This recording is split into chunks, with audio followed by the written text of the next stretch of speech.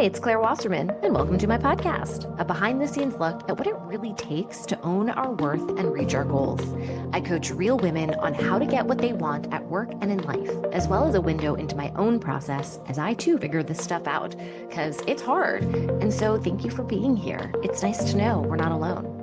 In this episode, you'll meet Q, who was hired at her job around 4 months ago, but then pretty quickly after she started, the role completely changed. It turns out the company culture was also pretty different than what she was expecting. And so she's feeling, as you can imagine, pretty frustrated.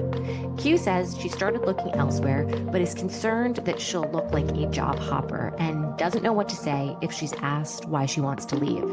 In our conversation, we talk about strategies for, yes, what to say at these job interviews, plus how to make sure she sees all the red flags, but also how to improve her current situation and make the impact she wants without waiting. Just a note for all of you listeners, this session has been recorded with her consent and edited for clarity. If you're interested in being coached by me or simply have a question you want answered, go to clairewasserman.com. Okay, let's dive in. I'm going to read to you what you wrote in. You will let me know if it is still accurate to your situation today and if there's any additional context that I should know in order for me to help you. My goal, as I do with all of these sessions for the podcast, is to just provide some perspective, maybe a mindset shift, and then immediate next steps, right? Inspiration isn't enough. We need to actually take action on that inspiration. So you tell me if this is still where you're at.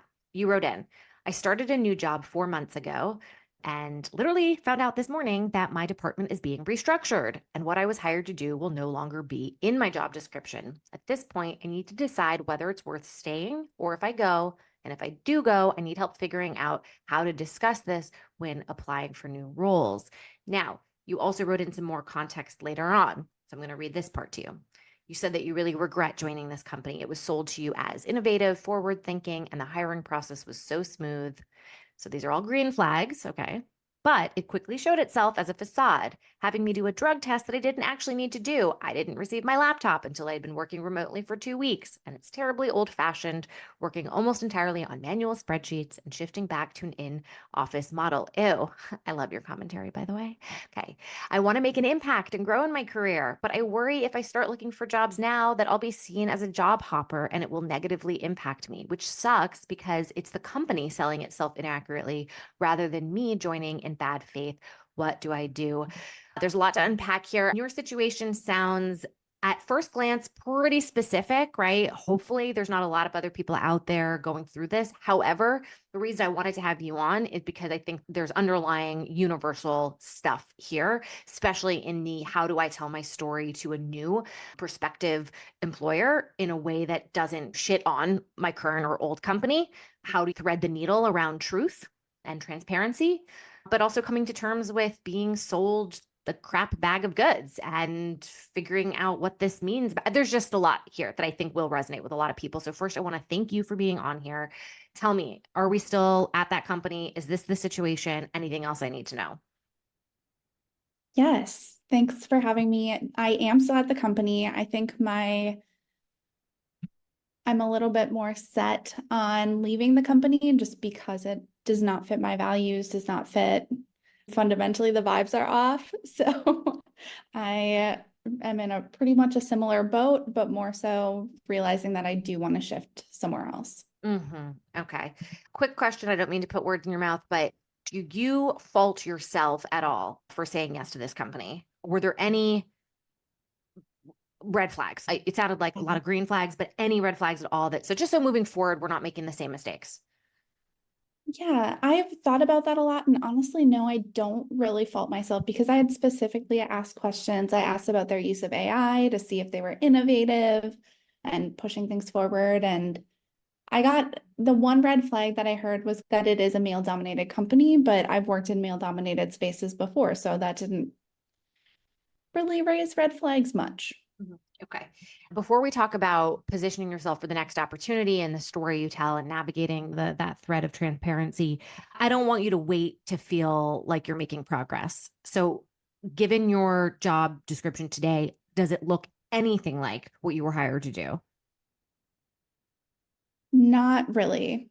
Okay. Do you know that you are potentially eligible for a pay increase? Because your pay band, like where you fall in your compensation, is directly tied to your job responsibilities and the scope of work. And if it changes, let's say 20% or so, you are eligible for a pay raise. Now, I want you to tell me if you've thought about this and what you're currently doing now, and if you've looked into a pay raise. By the way, there's a potential that you could be up for a pay reduction. So maybe we don't want to bring this up with them, but you tell me. My first ding is like, oh, she's being underpaid for what she's being asked to do. Yeah, I have thought about that. I am always trying to get paid what I'm worth and get more pay when I can. I honestly feel like that the shift has reduced my scope of work, so I'm hesitant to ask for that. Got it. Okay. And that's why I asked that, because it's Mhm. not always the case. Okay. Are you positive though? I need you to be 100% sure. And by the way, tell me what you've done to make sure that you are totally clear on your compensation. Yeah, I am not entirely sure, to be honest. Okay. I have looked at comparable roles in different companies, but that is about the extent of it. And based on what I found, it seems like I'm being paid fairly. Okay. Um, That's fine. And by the way, for you and anybody listening, the best people and places to look for your comp, it's not going to be Glassdoor. It's going to be competitor companies, and reaching out to real people at those competitor companies who do either what you do or something similar, because where you work, they're looking to compete with their competitors, not just for market share, right? Not just for the customers and the clients, but also for talent. And so that's how they're determining what to price their payroll. It's wholly based off of what their competitors are paying their employees. So knowing that you have a new scope, you may need to redefine what your pay is. Now, again, of course, as you do research and you discover, oops, I should be paid less than I really am, never mind. Let us not bring that up. That is on them. But if it is less than what you should be paid, then I'm going to have you listen to another episode that I talk about salary negotiation. Okay. Awesome. All right, this is frustrating. Let's talk about you moving on. The fear that you will be seen as a job hopper. Where are you at in your current search for a new job? I'm casually looking right now. I've updated my resume a little bit, but I don't even know what to put there after being there for 4 months. Mm-hmm, I don't feel like there are many super notable accomplishments. mm-hmm, So right now I'm just browsing and trying to really get my narrative and my story straight. So mm-hmm. when people do ask, I have something prepared to tell them. Did they change your title, by the way? They did not. Okay, so to the outside world, everything looks fine. Yes. And how stressful is this job in terms of both the workload, but also the emotional stress? I would say it's actually pretty decent. The biggest stressor is just the uncertainty. Like things are changing every day Mm-hmm. and the communication just isn't there. So it'll be one day I'll wake up and find out I'm supposed to be working on one thing, and the next day it'll be, oh, don't work on that, work on this instead. So the uncertainty that is there, and that's frustrating. But in regards to like huge, it's not too bad. So this is the universe. I love talking about the universe. This is the universe doing a couple of things for you, actually. First, you are being tested in a really good way of how to navigate uncertainty on a couple of different levels. And if you get really good at navigating uncertainty, you win at life. You rule. Nothing can shake you. You actually have right in front of you a blueprint for an amazing lesson. The uncertainty we're going to tackle today, a few uncertainties. We're going to tackle the uncertainty of how to, I think, communicate with your current job about deliverables. And when they keep switching on you, how do we handle that? I don't want you to wait until you get the new job to be in a better situation. We need to improve your situation now and learn as much as we can from it. So you're going to tackle that uncertainty. You're also going to tackle the uncertainty of your next job. But instead of being stressed about it, I would love for you to look at, wow, what fortune you have that you are not in an overly stressful situation right now where you are getting a paycheck to effectively job hunt.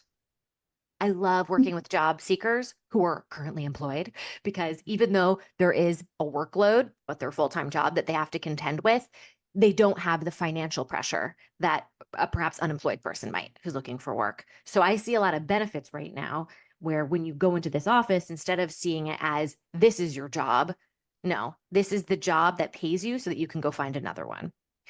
All right. Based off of what I just shared there, tell me how you're thinking, feeling, what's resonating.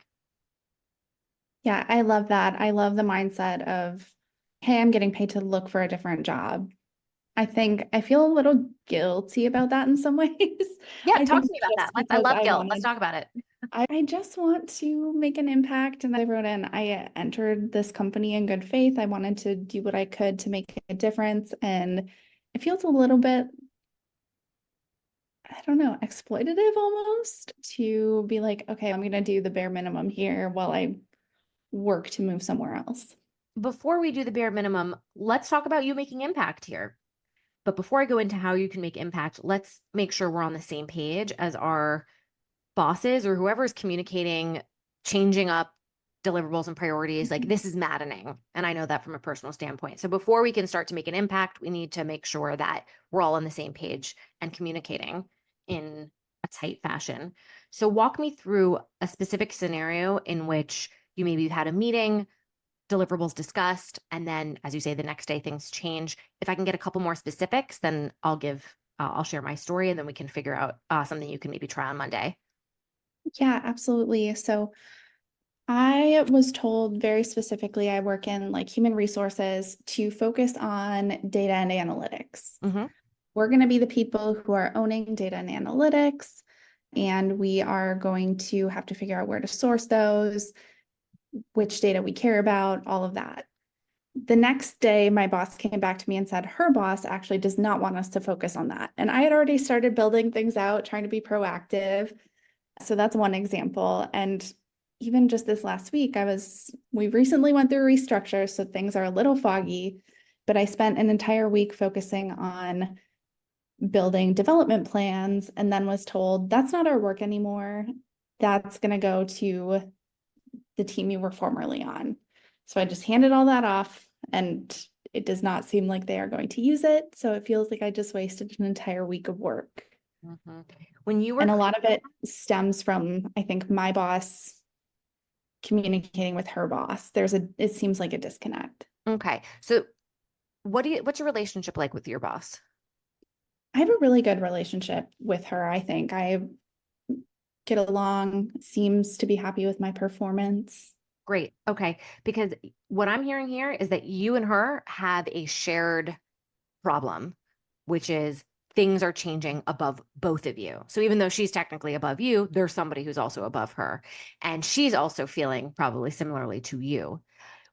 Would it feel comfortable to you if you had just a straight up conversation with her about, hey, I've seen a pattern here in which things get assigned and then they change. It feels like work and effort is being wasted. I want to make sure I'm delivering exactly what needs to be delivered.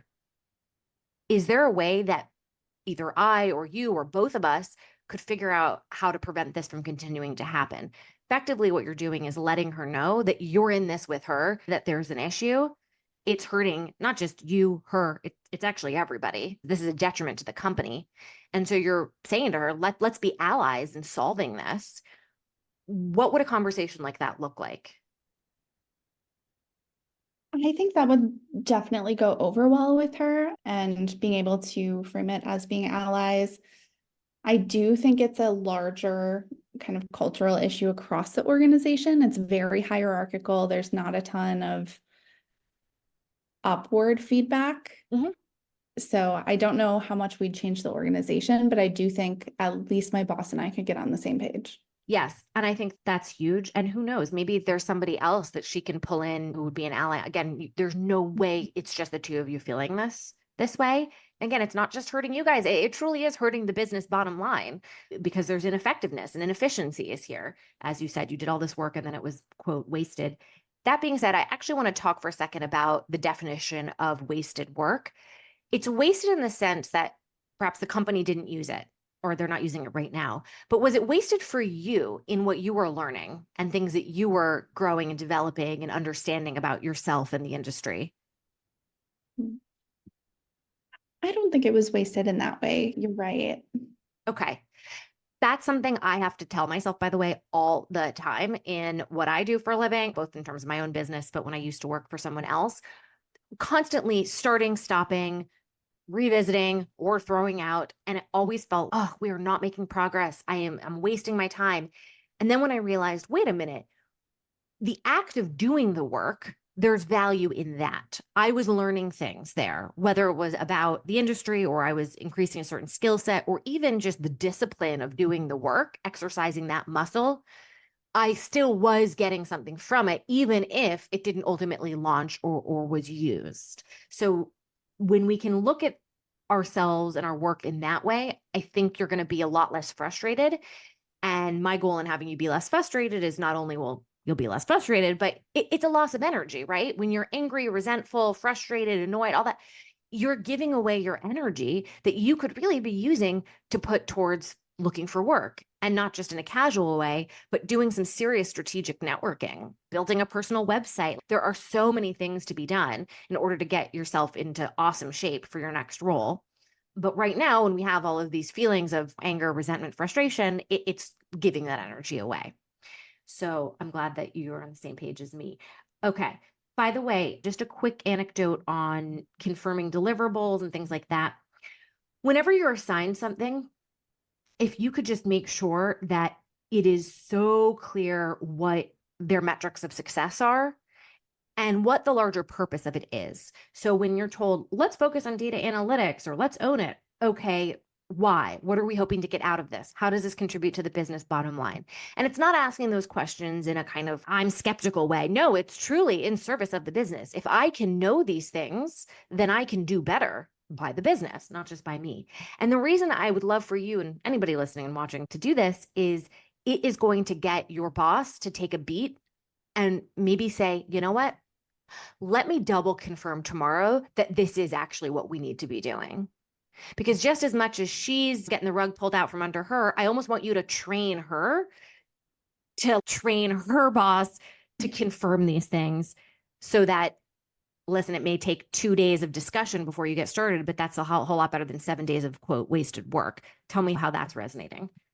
Absolutely. I really love the idea of the metrics of success. I think that's something that hasn't always been very clear, and the purpose.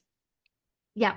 Yeah. And give suggestions, come with your ideas too. That can sometimes be easier for our bosses to say yes or no to something as opposed to just an open-ended thing, because now they have to go do research and work. And it's more, I just want to confirm, is this why we're focusing on it? And this is the whatever, like I'm putting words in your mouth, but just coming prepared already with the sense of what the answer could be might make the conversation move along quicker than if it's just an open-ended thing.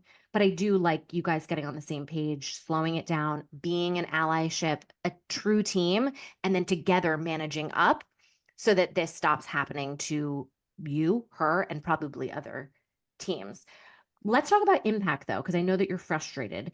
Is there any way you could make impact in this company? And maybe not within your current job description as it stands, but even thinking beyond, if you were hired as a consultant to come in and improve a thing, save time, save money, make money, that's at the end of the day, anytime we are going to make our case for something, whether it's an idea, budget, a raise, it has to be related to the business bottom line. So when you think about making impact at this company, it's impact on business bottom line outside of your job scope. Can you imagine pockets that could be a possibility?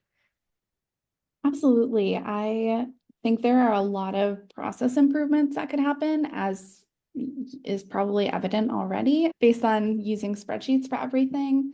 And I think that is a place where I could really make a significant impact in terms of, yeah, just simplifying processes and making sure they're actually adding value, that we're not just doing things for the sake of doing them. Love. Okay, you said significant impact. Amazing. So by the way, anytime there's a cluster fuck of a situation, that's obviously frustrating and exhausting, but I also see immense opportunity here. So when you wrote it and you said the company, it's old fashioned, it has all these rickety things, I'm like, ooh, turn around. Maybe there's more room to actually make change, and not only make change in an abstract sense, but really see and feel the change, which is really exciting for you professionally, but also when you tell your story for the next job. Hey, you did this thing and you saw a market improvement.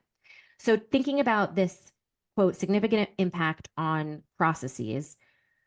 A, do you have an interest in doing that?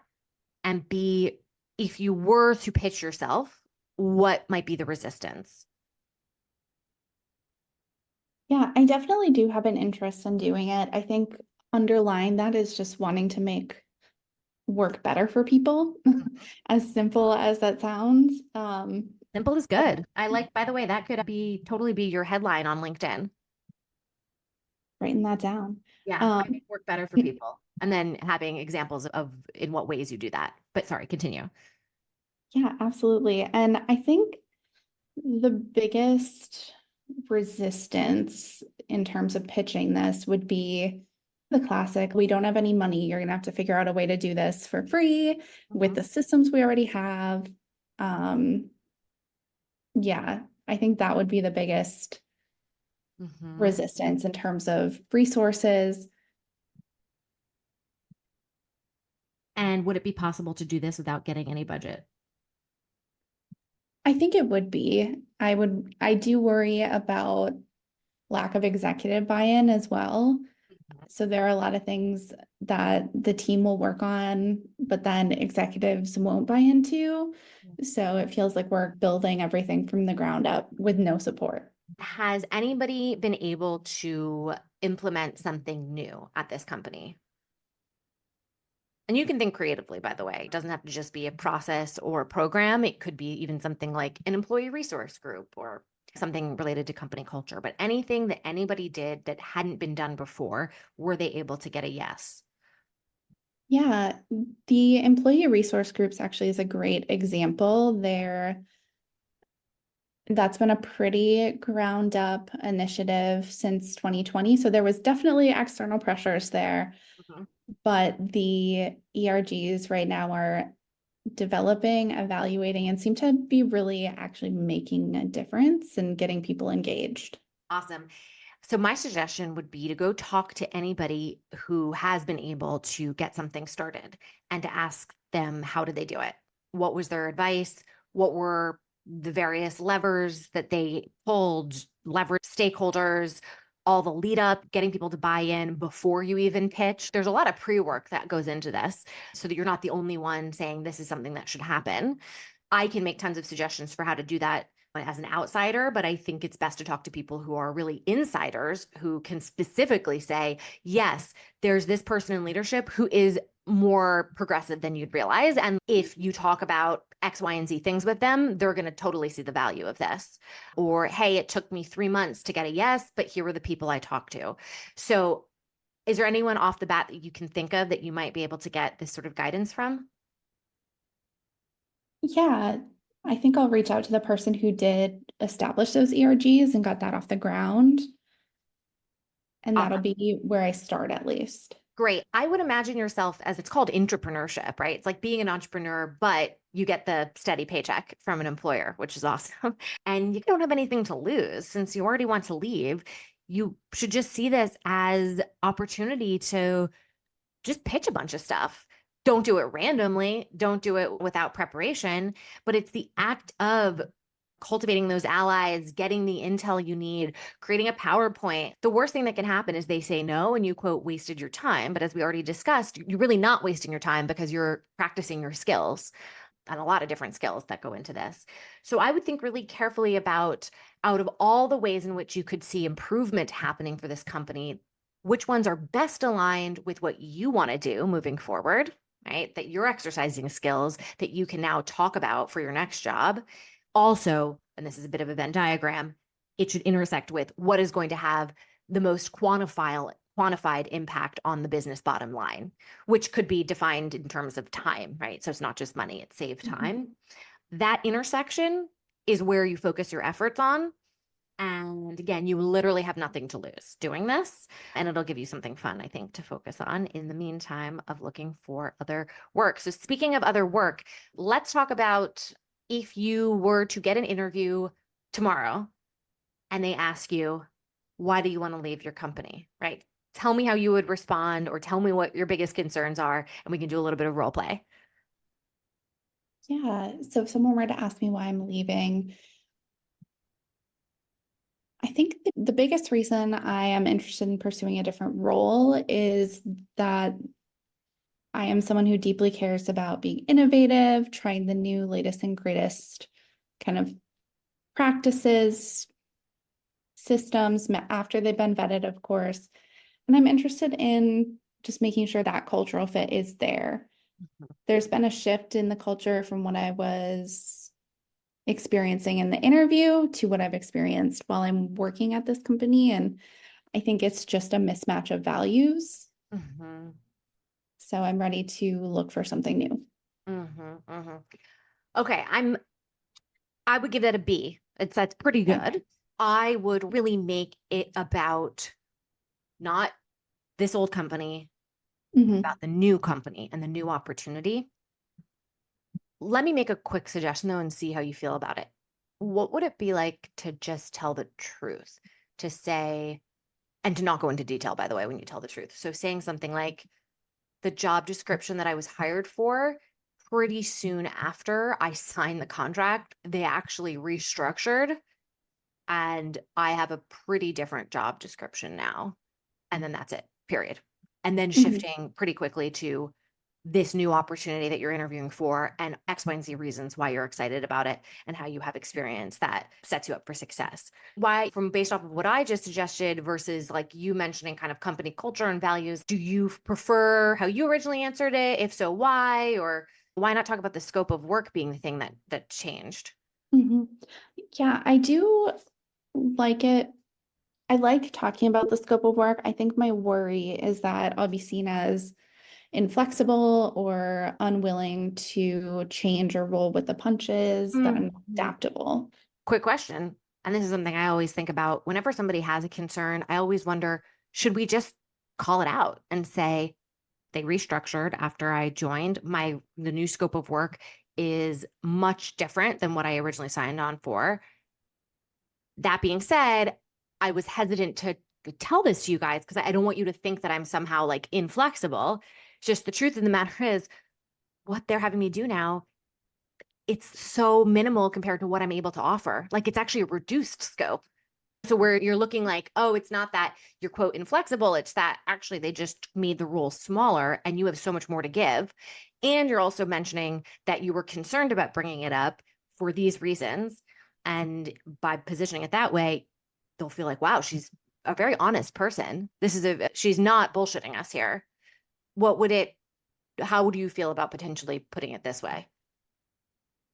I feel like that fits me much better. Mm-hmm. That's more authentic and it feels more authentic. Mm-hmm, mm-hmm.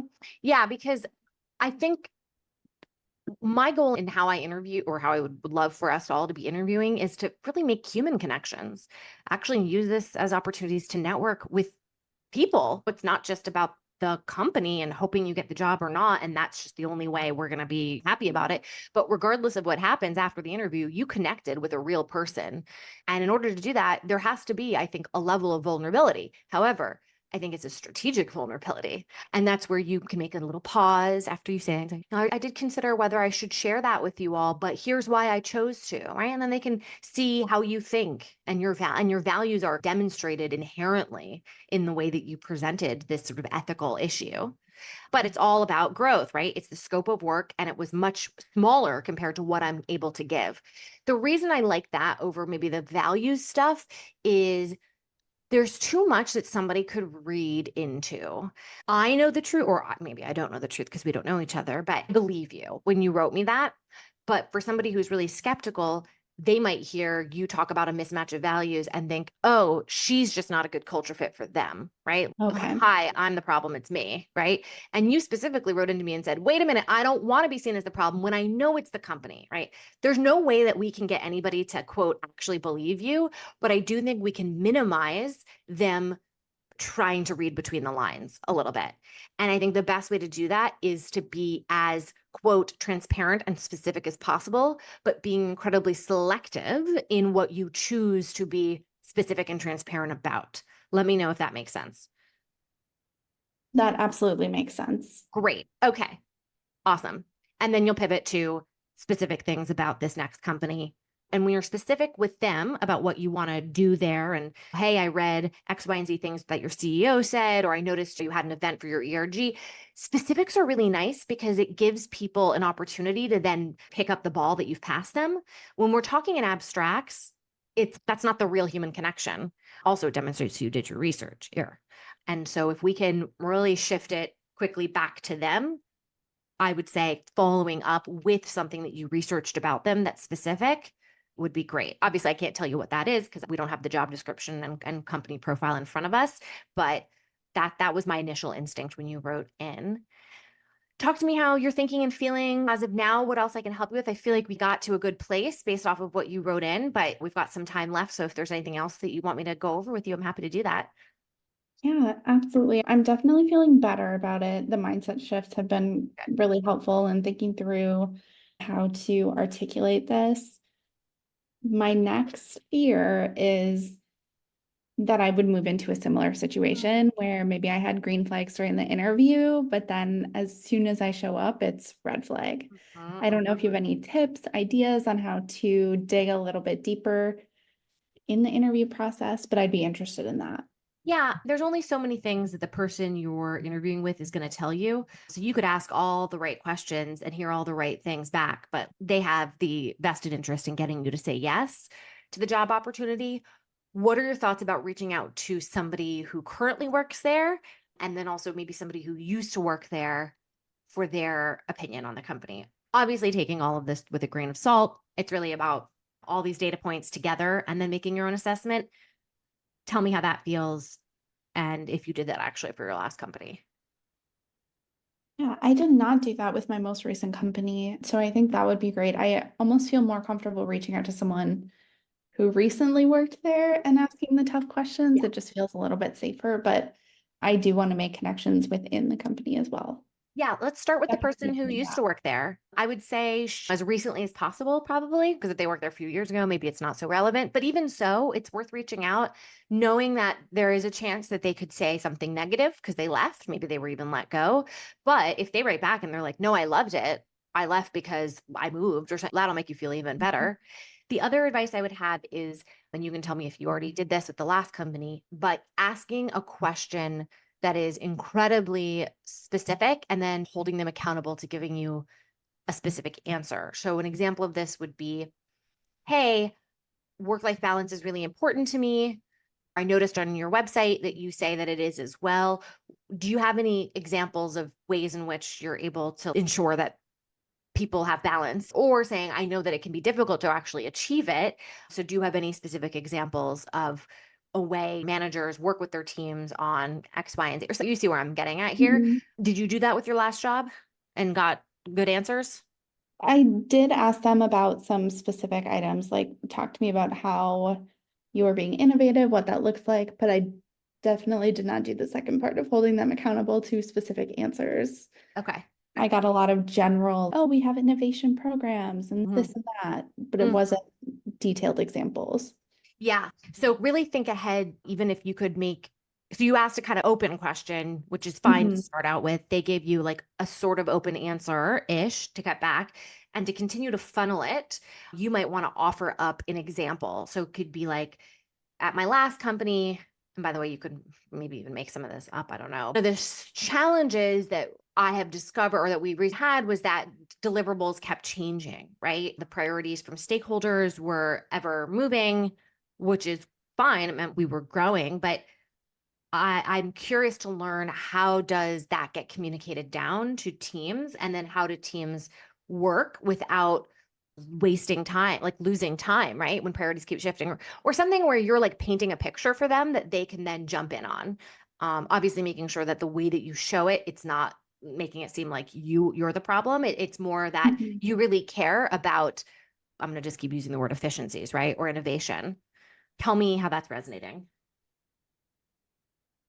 I love that. I'll definitely have to spend some time Yes. coming up with examples. Not able to come up with those on the fly, but I think having those, even a list of those would be great for interviewing as well. Yeah, and I think they'll be impressed with you that you're really thinking about the success of not just yourself and your team, but of the company. And you've seen X, Y, and Z things that have either facilitated improvements or stood in the way of improvements. And so again, everything is always in how it's positioned. And so I think with all of this, you have opportunity to look really good and like you really care, which you do. And I want people to know that. And sometimes that's saying straight up, I really care. I really want to make sure I'm having an impact. I've seen that X, Y, and Z things can help that or impede that. Curious if that's something that's happened at this company and what you've done about it or whatever. Give them like a layup, right? Give them the best layup. I don't know why I'm doing a sports analogy. I guess it's because the Olympics is on, but give them the best layup you can and see if they can slam dunk it. And the way that you're going to define a slam dunk, I think, is specifics. And if they're just not giving you specifics, it's not that they're a shit company. It's just, okay, interesting. But Mhm. if you choose to say yes to that company and it's not great, you know what? A lot of workplaces aren't. In fact, I'm going to go ahead and say most workplaces are pretty messy. Okay.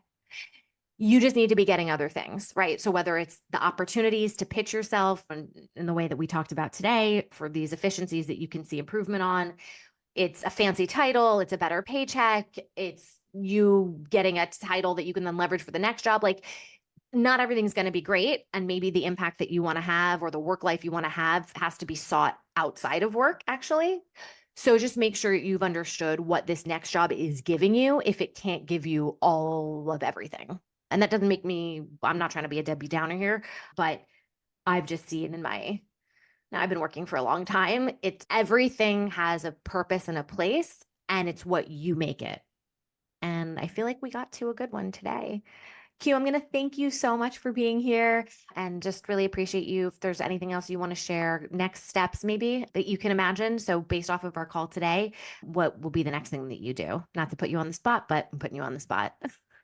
Yeah, absolutely. I do think next step is really meeting with my boss and sharing, framing that we are allies. How can we make these deliverables even more clear and help us understand the purpose? So we're training even her supervisor to do that as well. That's my immediate next step.